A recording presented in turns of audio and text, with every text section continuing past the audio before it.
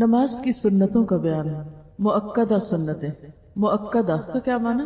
مؤکدہ کی نہیں کا، مؤکد جن کی تاکید کی گئی. مؤکدہ سنتیں نماز کی وہ سنتیں جن کی تاکید کی گئی ہے.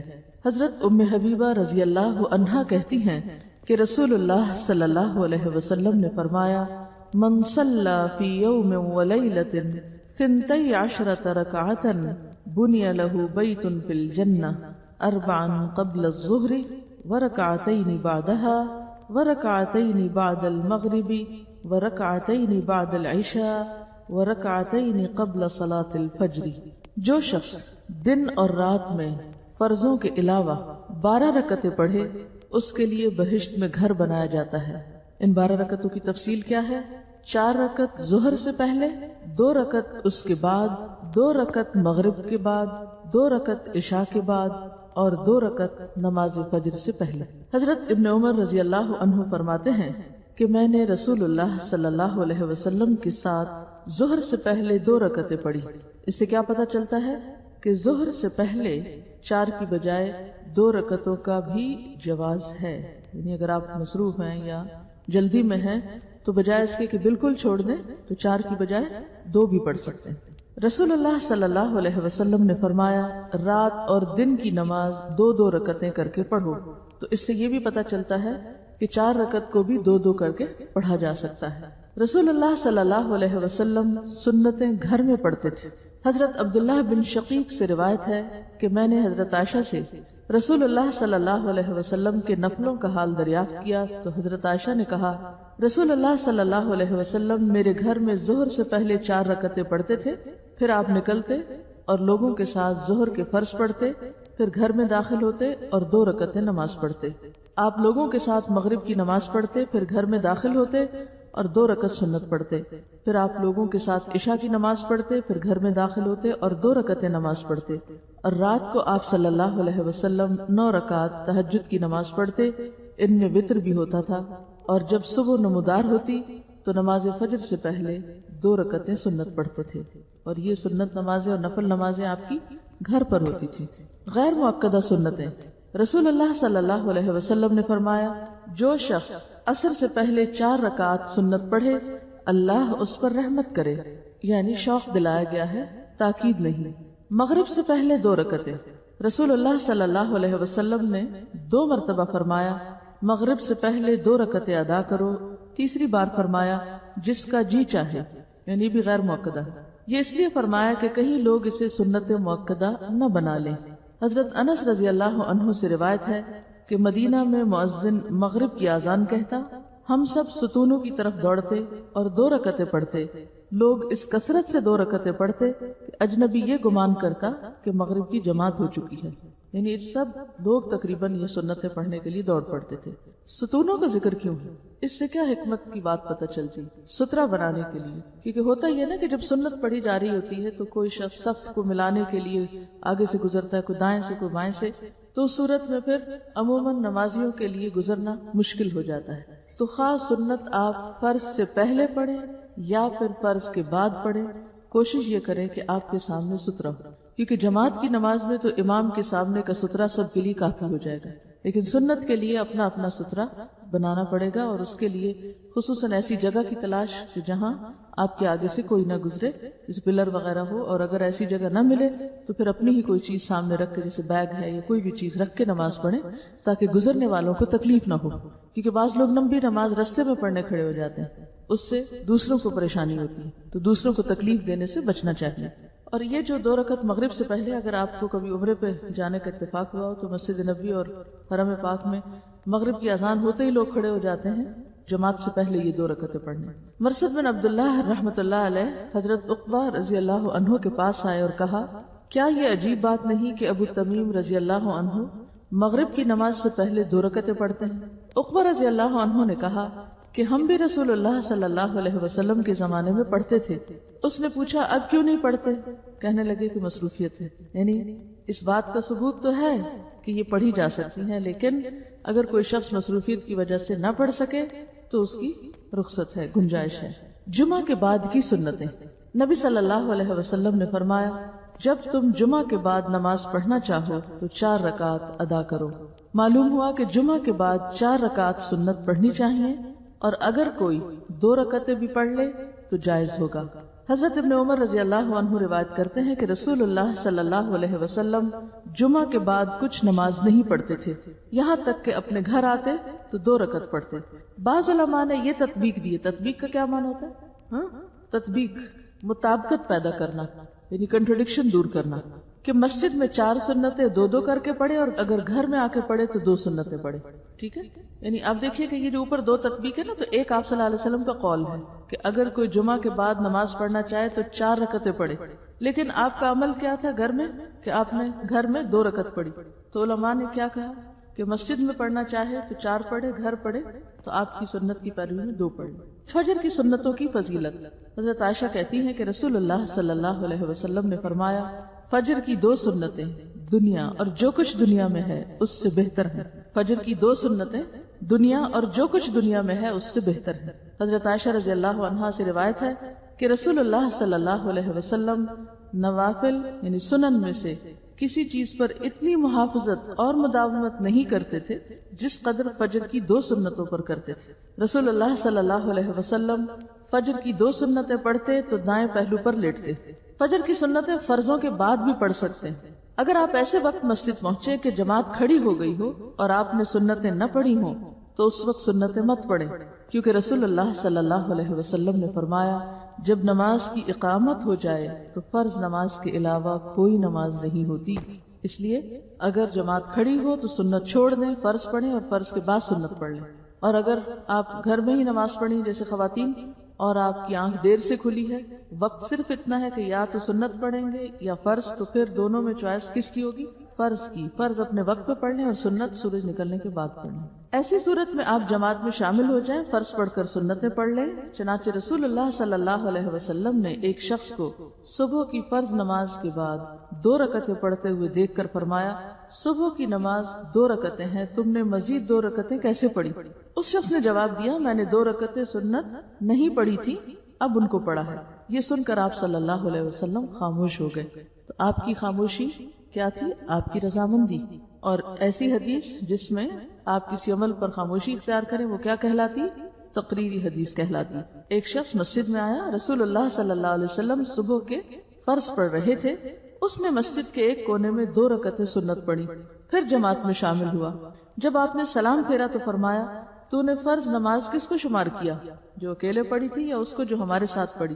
تو اس سے کیا پتہ چلتا ہے کہ جب فرض ہو رہے ہوں تو پھر سنتیں ادا نہیں کی جائیں گی۔ نمازوں کی رکعات۔ نماز فجر 2 سنتیں 2 فرض یعنی کل 4 رکعتیں۔ نماز ظہر 4 سنتیں 4 فرض 2 سنتیں۔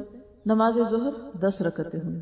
نماز عصر 4 فرض۔ نماز مغرب 3 فرض 2 سنتیں 5 رکعتیں ہوئی۔ نماز عشاء 4 فرض اور 2 سنتیں 6 رکعتیں ہوئی۔ نماز وتر دراصل رات کی نماز ہے جو تہجد کے ساتھ ملا کے پڑھی جاتی۔ جو لوگ رات کو اٹھنے کے عادی نہ ہوں وہ وتر بھی نماز عشاء کے ساتھ ہی پڑھ سکتے ہیں۔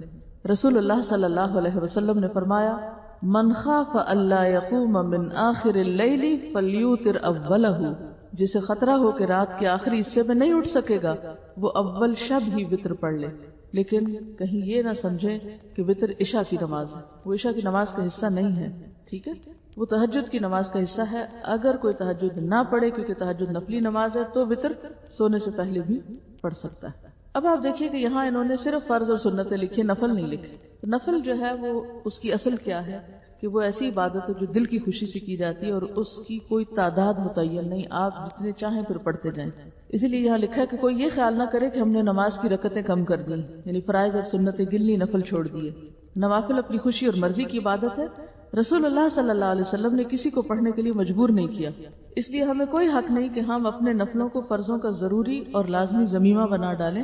فرضوں کے ساتھ آپ کی نفل عبادت یعنی سنتیں آ گئی ہیں جس سے نماز پوری اور مکمل ہو گئی۔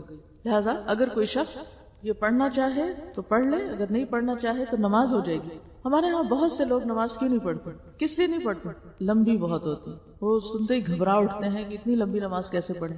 اور بعض لوگ نوافل کو بھی کس درجے میں پڑھتے ہیں؟ فرض کے درجے میں پڑھتے ہیں کہ وہ نوافل بھی کبھی نہیں چھوڑیں گے۔ نوافل بہت پسندیدہ کام ہے، اس میں کوئی شک نہیں، اور خوش قسمتی ہے اس شخص کی جس کو کثرت سے نوافل پڑھنے نصیب ہوں۔ لیکن اگر کوئی شخص خود ایسا کر رہا ہے تو سب کو اس کا پابند نہ کرے، اور خصوصاً بچوں کو، کیونکہ ابتدا میں اگر بچوں کو ہلکی نماز کا عادی کریں اور پھر ان کے اندر شعور پیدا ہو اور نماز کا شوق اور نماز کا فائدہ انہیں پتہ چلے کہ سجدوں کی کثرت کتنی فائدہ مند ہے، تو پھر وہ اپنی خوشی سے پڑھیں. اور نفل ہے ہی کون سی عبادت جو مجبوری سے پڑھی جائے، جو دل کی خوشی سے پڑھی جائے؟ تو وہ نوافل کیا نوافل ہوئے جن میں دل کی خوشی شامل نہ ہو. تو جو چیز جس مقام پہ ہے اسے اسی مقام پہ رکھنا چاہیے، اسے نہ اس سے بڑھانا چاہیے اور نہ گھٹانا چاہیے. ٹھیک ہے. تہجد، قیام اللیل، قیام رمضان اور وتر.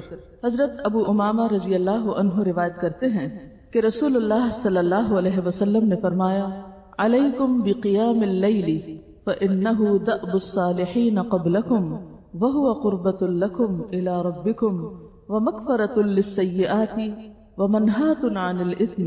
تہجد ضرور پڑھا کرو کیونکہ وہ تم سے پہلے صالحین کی روش ہے، یعنی شروع سے نیک لوگوں کا طریقہ چلا آیا ہے، اور تمہارے لیے اپنے رب کی قرب کا وسیلہ، گناہوں کے مٹنے کا ذریعہ اور گناہوں سے بچنے کا سبب ہے. یعنی اس کے فائدے کیا ہیں؟ نمبر 1، اللہ تعالیٰ کا قرب نصیب ہوتا ہے. نمبر 2، گناہ معاف ہوتے ہیں، مٹتے ہیں. نمبر 3، آئندہ گناہوں سے بچنے کی طاقت پیدا ہوتی ہے انسان کے اندر. حضرت ابو ہریرہ رضی اللہ عنہ روایت کرتے ہیں کہ رسول اللہ صلی اللہ علیہ وسلم نے فرمایا، اس شخص پر اللہ کی رحمت ہو جو رات کو اٹھا، پھر نماز پڑھی اور اپنی عورت کو جگایا، یعنی بیوی کو جگایا، پھر اس نے نماز پڑھی، پھر اگر عورت نہ جاگی تو اس کے منہ پر پانی کے چھینٹے مارے. اس عورت پر اللہ کی رحمت ہو جو رات کو اٹھی، پھر نماز پڑھی اور اپنے خاوند کو جگایا، پھر اس نے نماز پڑھی، پھر اگر خاوند یعنی غلبہ نیند کی وجہ سے نہ جاگا تو اس کے منہ پر پانی کے چھینٹے مارے. یعنی خیرخواہی کی انتہا ہے کہ آخری درجے تک ایک دوسرے کو نیکی اور تقوی کے کاموں میں آگے بڑھانے کا جذبہ. تو اس سے یہ بات پتہ چلتی ہے کہ نیکی کے کاموں میں انسان کو تنہا نہیں نکلنا چاہیے، گھر والوں کو ساتھ لے کر نکلنا چاہیے. اور چھینٹے آپ صرف اس وقت مار سکتے ہیں جب آپ کی دوسرے شخص کے ساتھ اتنی انڈرسٹینڈنگ ہو کہ وہ آپ کے چھینٹے برداشت بھی کر سکے. اور اگر عام زندگی میں دوستی نہیں، تعلق نہیں، تو پھر ان چیٹوں کو بھی برداشت نہیں کرے گا کوئی. حضرت ابو ہریرہ رضی اللہ عنہ کہتے ہیں، میں نے رسول اللہ صلی اللہ علیہ وسلم سے سنا، آپ فرماتے تھے، فرض نماز کے بعد سب نمازوں سے افضل نماز تہجد ہے. رسول اللہ صلی اللہ علیہ وسلم نے فرمایا، جب انسان سوتا ہے تو شیطان اس کی سر کی گدی پر 3 گرہیں لگاتا ہے. اب یہ گرہ کس طرح کی ہوتی ہے؟ کوئی مادی چیز نہیں ہے، مراد یہ ہے کہ شیطان انسان پر غلبہ پانے کی اور اس کو اپنے کنٹرول میں رکھنے کی کوشش کرتا ہے، اور کہتا ہے کہ رات بڑی لمبی ہے. اگر وہ بیدار ہو کر اللہ کا ذکر کرے تو ایک گرہ کھل جاتی ہے، اور اگر وضو کرے تو دوسری گرہ کھل جاتی، اور اگر نماز پڑھے تو تیسری گرہ کھل جاتی، اور وہ شادمان اور پاک نفس ہو کر صبح کرتا ہے. یعنی خوشی خوشی صبح ہوتی ہے اس کی، ورنہ اس کی صبح خبیث اور سست نفس کے ساتھ ہوتی. اور آپ سوچیے کہ اگر دن کا آغاز ہی سستی کے ساتھ ہو، خباثت نفس کے ساتھ ہو، تو انسان پھر کون سا نیکی کا کام خوشی سے کر سکتا ہے؟ پھر اس کے مزاج میں کہاں سے اطمینان اور سکون پیدا ہو سکتا ہے؟ تو سب سے پہلی عادت جو ہم سب کو اختیار کرنی چاہیے وہ صبح وقت پر اٹھنے کی، کیونکہ اگر دن کا آغاز درست نہیں تو انجام کیسے درست ہو سکتا ہے؟ عموماً ہم لوگ رات کو دیر تک جاگتے رہتے ہیں اور صبح فجر کی نماز بھی وقت پہ نہیں پڑھتے، اسی سے ساری خرابیوں کی ابتدا ہو جاتی ہے. رسول اللہ صلی اللہ علیہ وسلم نے فرمایا، اللہ تعالیٰ ہر رات آسمان دنیا پر نزول فرماتا ہے. جب 1/3 رات باقی رہ جاتی ہے تو فرماتا ہے، کوئی ہے جو مجھے پکارے، میں اس کی دعا قبول کروں، کوئی ہے جو مجھ سے مانگے، میں اس کو دوں، کوئی ہے جو مجھ سے بخشش طلب کرے، میں اس کو بخش دوں. ہم میں سے ہر شخص اس بات کا حریص ہے کہ اس کی دعائیں قبول ہوں، لیکن جو دعاؤں کی قبولیت کا وقت ہوتا ہے اس سے فائدہ نہیں اٹھاتے، اور پھر جب کوئی ضرورت پڑتی ہے تو بندوں سے مانگتے ہیں یا بندوں سے توقع رکھتے ہیں یا بندوں کا سہارا ڈھونڈتے ہیں. اور آپ سوچئے کہ اللہ تعالیٰ اس وقت ان بندوں کو کس نظر سے دیکھتا ہوگا جو ضرورت کے وقت اللہ کو چھوڑ کر جو ہر چیز دے سکتا ہے بندوں کے در پہ جاتے ہیں، یا بندوں سے توقع رکھتے ہیں، یا بندوں پر تکیہ کرتے ہیں، یا بندوں پر توکل اور بھروسہ کرتے ہیں. آپ خود سوچئے، ذرا تھوڑا سا اس بات کو محسوس تو کیجئے کہ جو قادر مطلق ہستی ہر وقت آپ کو دینے کو تیار ہے، اس کو تو آپ بھول جائیں، اور بندے جو کسی کام کے قابل نہیں ان پہ بھروسہ کر بیٹھے اور ان سے امیدیں لگا بیٹھے. اس وقت اللہ تعالیٰ کیا سوچتا ہوگا کہ میرا یہ بندہ کیسا ہے جو مجھے چھوڑ کر، مجھ سے منہ موڑ کر اوروں کے در پہ جاتا ہے. یعنی کتنی گھٹیا حرکت ہے ویسے بھی اگر سوچا جائے، اور کتنی بے وقوفی کی بات ہے کہ جو رب سب کچھ کر سکتا ہے اس سے تو نہ مانگا جائے، اور انسان جو کسی کام کے لائق نہیں، کچھ بھی ان کے اختیار میں نہیں، مٹی کے پتلے ہیں، ان کے پیچھے بھاگے انسان اور ان سے مانگے. اور ان پر نظر رکھے. تو پہلی چیز جو ہمیں زندگی میں لانی ہے وہ اللہ کی پہچان ہے اور اللہ کی قدر پہچاننے کی بات ہے، اللہ کی عظمت کو دل میں لانے کی بات ہے. جب تک وہ نہیں آتی کوئی عمل درست نہیں ہو سکتا، نہ نمازیں درست ہو سکتی ہیں اور نہ ہی معاملات اور اخلاق درست ہو سکتا ہے، کیونکہ ہماری ساری خرابیوں کی اصل وجہ شرک ہے کہ ہم اس کو بھول کر اوروں پہ توکل کرتے ہیں، اوروں کی طرف دیکھتے ہیں. تو ہم میں سے کون ہے جو محتاج نہیں؟ ہم میں سے کون ہے جسے یہ ضرورت نہیں کہ اس کی دعائیں قبول ہوں؟ ہم میں سے کون ہے جو یہ نہیں چاہتا کہ اس کی سنی جائے؟ لیکن جب وہ پکارتا ہے تو ہم سو جاتے ہیں. لہٰذا ہم سب کو پھر اپنے اندر جھانکنے کی ضرورت ہے اور اپنی کمی کو دیکھنے کی ضرورت ہے، نہ کہ اللہ پر شکوہ کرنے کی. تو اللہ تعالیٰ ہر روز پکارتا ہے، کوئی ہے جو مجھے پکارے میں اس کی دعا قبول کروں؟ کہاں ہے پکارنے والے؟ کہاں ہے ضرورت مند اور حاجت مند؟ کوئی ہے جو مجھ سے مانگے تو میں اس کو دوں؟ کوئی ہے جو مجھ سے بخشش طلب کرے میں اس کو بخش دوں؟ لیکن کب تک ہم سوتے رہیں گے اور اس سے استغفار نہیں کریں گے؟ کہیں ایسا نہ ہو کہ اس مصیبت میں جا پڑے کہ جہاں پھر سونا نصیب ہی نہ ہو، جہاں پھر کوئی سو ہی نہیں سکتا. نبی رحمت صلی اللہ علیہ وسلم کا شوق تہجد. حضرت مغیرہ رضی اللہ عنہ فرماتے ہیں رسول اللہ صلی اللہ علیہ وسلم نے رات کو تہجد میں اتنا لمبا قیام کیا کہ آپ کے پاؤں سوج گئے. آپ سے سوال ہوا آپ اتنی مشقت کیوں کرتے ہیں؟ آپ تو اللہ کے پیارے ہیں، اللہ کے قریب ہیں، آپ کیوں اتنا تھکاتے ہیں خود کو؟ حالانکہ آپ مغفور ہیں، یعنی آپ کی تو ہر چیز بخشی جا چکی ہے، یعنی آپ تو اللہ کے چنے ہوئے بندوں میں سے ہیں، آپ پر تو اللہ کی رحمتیں ہیں. آپ نے فرمایا کیا پھر میں اللہ کا شکر گزار بندہ نہ بنوں؟ یعنی اگر اللہ نے مجھ پر اتنا انعام کیا ہے، اتنا کرم کیا ہے کہ ہر نعمت سے نوازا ہے، نبوت کی نعمت سے نوازا ہے، بخشش و رحمت کی نعمت سے نوازا ہے، تو پھر کیا مجھے شکر گزار نہیں ہونا چاہیے؟ یہ سب کچھ پا کے پھر سو جانا چاہیے، پھر آرام کرنا چاہیے، پھر اسی رب کو بھول جانا چاہیے جس نے یہ سب کچھ دیا؟ تو شکر گزاری کیا ہے؟ نعمتوں کا اعتراف اور نعمتیں پا کر نعمت دینے والے کو یاد رکھنا، اس کو نہ بھولنا اور اسی کو نمبر 1 رکھنا. نیند سے جاگتے وقت یہ دعا پڑھیں. حضرت عائشہ رضی اللہ عنہا فرماتی ہیں کہ رسول اللہ صلی اللہ علیہ وسلم جب رات کو بستر سے تہجد کے لیے اٹھتے تو یہ دعا پڑھتے: اللہ اکبر 10 بار، الحمدللہ 10 بار، سبحان اللہ و بحمدہ 10 بار، سبحان الملک القدوس 10 بار، استغفر اللہ 10 بار، لا الہ الا اللہ 10 بار، اور پھر اللہم اعوذ بک من ضیق الدنیا و ضیق یوم القیامہ 10 بار. یہاں گنتی کا ذکر ہوا کیونکہ ایک سے زائد تسبیحات، اور 10 بار گننا کچھ مشکل بھی نہیں. ساری تسبیحات پڑھ کے اللہ کی بڑائی بیان کر کے، اللہ کی تعریف بیان کر کے، اللہ کی تسبیح بیان کر کے، استغفار پڑھ کے، لا الہ الا اللہ پڑھ کے جو افضل الذکر ہے، اور پھر دعائیں مانگتے جن میں سے ایک ہے اللہم اعوذ بک من ضیق الدنیا و ضیق یوم القیامہ، اور پھر اللہم اغفر لی واہدنی وارزقنی وعافنی، اور پھر تہجد شروع کرتے. ترجمہ کیا ہے؟ اللہ سب سے بڑا ہے، ساری تعریف اللہ کے لیے ہے، اللہ اپنی تعریف سمیت ہر عیب سے پاک ہے، میں نہایت ہی پاکیزہ بادشاہ کی پاکی بیان کرتا ہوں، میں اللہ سے بخشش طلب کرتا ہوں، اللہ کے سوا کوئی سچا معبود نہیں ہے. اے اللہ میں دنیا و آخرت کی تنگیوں سے تیری پناہ مانگتا ہوں، اے اللہ مجھے معاف فرما، مجھے ہدایت عطا کر، مجھے رزق دے اور عافیت سے نواز. تو اس سے یہ بھی پتہ چلتا ہے کہ تہجد کی دعاؤں میں بہترین دعائیں کیا ہیں جو مانگی جا سکتی ہیں، اور وہ استغفار ہے اور دنیا اور آخرت کی تنگی سے پناہ مانگی گئی ہے. وہ پیچھے ہم نے پڑھا نا معیشتاً ضنک کا، اور یہاں کیا ہے؟ اے اللہ میں دنیا اور قیامت کے دن کی تنگی سے تیری پناہ چاہتا ہوں. تو دنیا کی تنگی کیا ہے؟ کہ انسان کے پاس سب کچھ ہو لیکن پھر بھی اس کا دل خوش نہ ہو اور مطمئن نہ ہو، یا پھر رزق کی تنگی، دل کی تنگی اور مختلف چیزوں میں تنگی، اور پھر اسی طرح آخرت میں قبر میں تنگی، یعنی عذاب قبر، اور قیامت کے دن بھی جو مختلف احوال ہیں یوم القیامہ کے، ان سب میں ایک تنگی اور گھٹن کا شکار ہونا. تو اس کی دعا مانگی کہ اللہ میں ان ساری تنگیوں سے اپنے آپ کو بچا کے تیری پناہ میں دیتا ہوں. اور پھر ہدایت کی دعا، رزق کی دعا، عافیت کی دعا، یعنی کتنی خوبصورت دعائیں ہیں جو نبی صلی اللہ علیہ وسلم نے مانگی.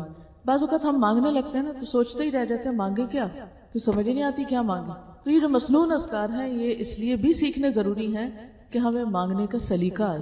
اگر خود مانگنا نہیں آتا تو اللہ کے رسول صلی اللہ علیہ وسلم نے جس طریقے سے مانگا اسی طریقے سے ہم مانگ لیں.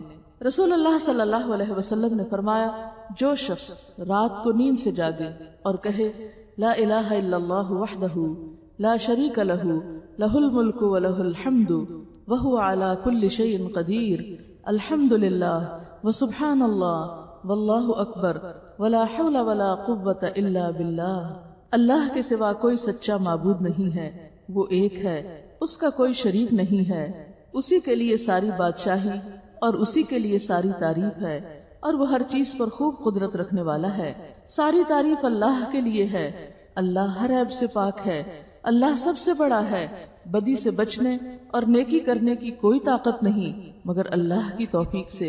ये बात जब इंसान कहता है कि अल्लाह की तौफीक से ही मैं सारे काम कर रहा हूँ, तो फिर इंसान कितनी भी बड़ी नेकी कर ले या अल्लाह उसको तौफीक दे तो उसके दिल में ना गुरूर आता है, ना तकब्बुर आता है, और ना ही किसी किस्म की अपनी बड़ाई आती है कि मैं बड़ी चीज हूँ। लेकिन जब इंसान ये समझता है कि जो नेकी वो कर रहा है ये उसके इल्म की वजह से है, या उसकी ताकत और जुर्रत की वजह से है, या उसके अंदर कोई और खूबी है, तो ये सरासर ज्यादती की बात है, और ऐसा शख्स फिर तकब्बुर का शिकार हो जाता है और अपने ही किए पे खुद पानी फेर देता है। तो इसलिए भी कसरत से ला हौला वला कुव्वता इल्ला बिल्लाह पढ़ना चाहिए। हम आमतौर पर लाहौल कब पढ़ते हैं? हम कब पढ़ते हैं लाहौल? जब कोई और गलती करता है, जब किसी की कोई हरकत अजीब लगती है हमें, तो उस वक्त हम लाहौल पढ़ना शुरू कर देते हैं। अपने बारे में तो कभी लाहौल पढ़ा ही नहीं। अपनी तरफ से होने वाले शर और अपनी खराबी और अपने नफ्स के वसवसों और अपनी कोताहियों और अपनी कमजोरियों और अपनी गलतियों के एतराफ के तौर पर तो कभी नहीं पढ़ा। यानी जो चीजें हमें अपने लिए पढ़नी चाहिए थी वो हम दूसरों से गलतियां चुन चुन के उन पर पढ़ते रहते हैं, क्योंकि सामने की चीज नजर ज्यादा आती है ना, खुद फरामोशी है या अपने बारे में खुशफहमियों का शिकार है। तो बहरहाल बात यह है कि किसी भी वक्त अगर दिल में कुछ ख्याल आ जाए कि मैंने ये नेकी कर ली है, या मैं तो बहुत बड़ा हो गया हूँ, मैं तो इतनी और इतनी नेकी करता हूँ, या मुझ में तो ये और ये खूबी है, या मेरे पास तो ये और ये नेमत है, यानी कहीं किसी वक्त दिल में अपनी बड़ाई या अपने बारे में जो नेमतें हैं उनको पाकर किसी भी किस्म का अगर कोई तकब्बुर खुदा न खास्ता दिल में आने लगे या खुद पसंदी आने लगे, तो अपने शर पे और शैतान के वसवसों पे खुद लाहौल पढ़ने की जरूरत है कि ये सब कुछ मुझे अल्लाह की तौफीक से मिला है, मेरे किसी इल्म और कमाल की वजह से नहीं। क्योंकि शैतान के कई कंडे हैं ना, आपने वो लेक्चर शायद सुना भी हो, एक लेक्चर नया आया है शैतान खुला दुश्मन, तो उसमें मुख्तलिफ तरीकों से बताया गया कि शैतान कैसे कैसे वार करता है। खैर, बुराइयों की तरफ बुलाना और बुराइयों को खुशनुमा बना के दिखाना तो अलग रहा, सबसे खतरनाक वार जो उसका होता है जिसका हमें पता भी नहीं चलता, वो ये होता है कि पहले हमसे बहुत सी नेकियां करवा लेता है, हमारे दिल में ख्याल डालता है ये भी नेकी कर लो, ये भी अच्छा, ये भी कर लो कर लो। जब हम मेहनत मशक्कत करके बहुत कुछ कर लेते हैं तो फिर क्या ख्याल डालते हैं, तुम तो क्या चीज हो, तुम तो वो कुछ कर गए जो किसी और के तो ख्याल में भी नहीं आया, तुम तो बहुत ही अच्छे हो। अब क्या होता है, अब अंदर उकसाहट पैदा करना शुरू कर दे, अब बयान करो कहीं अपनी खूबी, जिक्र करो कहीं अपनी नेकी का।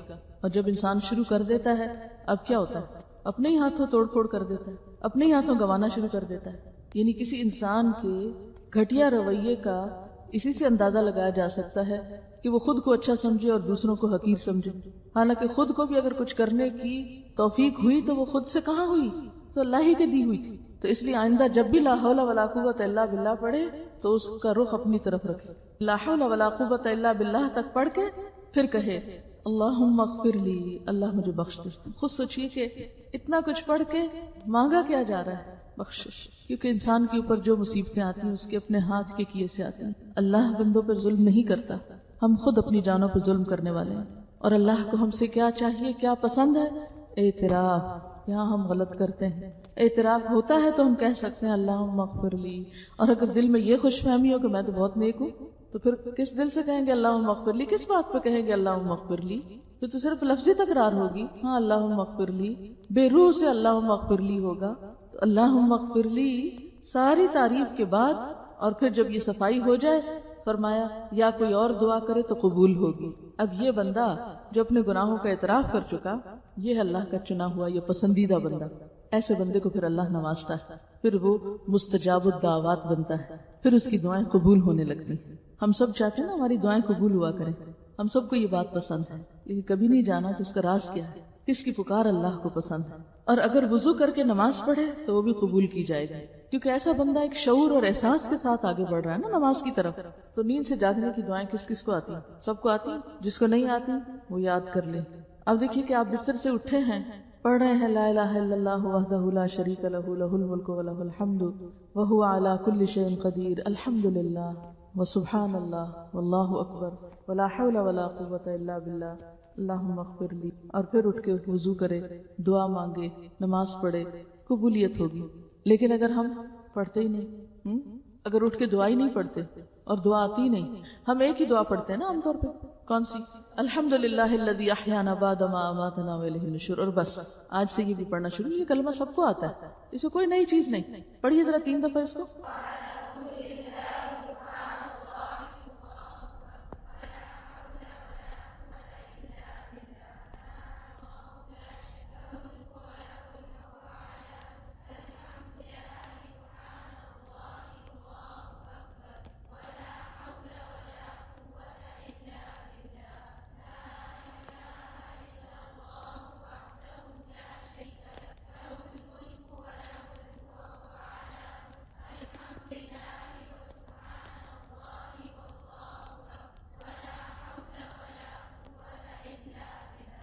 اس کے بعد اللہم اغفر لی بھی کہہ لیں، ٹھیک ہے؟ آپ کے پاس ہے یادداشت کی کتاب، کاپی، چھوٹی ڈائری، نکالیں اور اس پہ لکھیں، اور کل دن کو اپنے کو چیک کریں کہ یہ پڑھا یا نہیں پڑھا، کیونکہ ابھی یہاں بیٹھ کے تو آپ ارادے باندھ رہے ہیں، باہر نکل کے بھول جائیں گے۔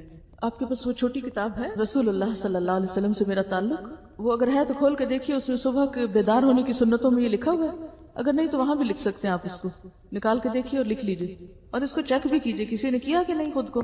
دیکھیے یہ کتابیں خرید کے بیگ بھرنے کے لیے نہیں ہیں، یہ سوچنے کے لیے کہ ہاں کل ہم گھر جائیں گے، یہ کورس ختم ہوگا نا تو ایک دفعہ ہم اپنی اچھی سی زندگی شروع کریں گے، ابھی تو صرف اکٹھا کر لیں، نہیں ابھی سے شروع کریں۔